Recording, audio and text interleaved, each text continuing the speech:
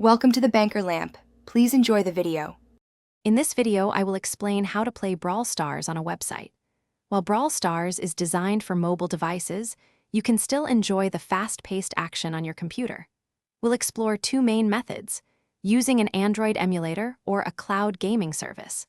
Both options allow you to experience the game's vibrant graphics and engaging gameplay on a larger screen, offering a different perspective on your favorite brawlers and game modes. Let's dive into the details.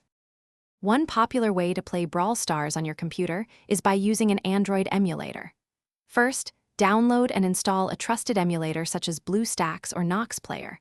Once installed, open the emulator and sign in with your Google account to access the Google Play Store. From there, simply search for Brawl Stars, install it, and then launch the game.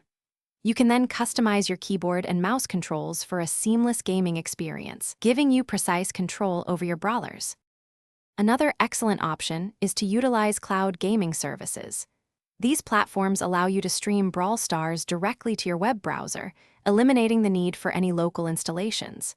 Simply visit a compatible cloud gaming website, like Now, GG, and search for Brawl Stars. You can then log in with your existing game account or create a new one if you're just starting. This method offers convenience and flexibility, letting you jump into a match within seconds, regardless of your computer's specifications. To ensure the best possible experience, here are a few tips. A stable and fast internet connection is crucial, particularly when using cloud gaming services to avoid lag.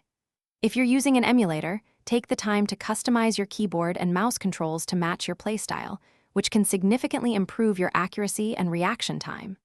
Also, close any unnecessary background applications to free up system resources. For the lowest latency, a wired internet connection is often superior to Wi-Fi. Thanks for watching. If this was helpful, leave a like and consider subscribing. See you next time.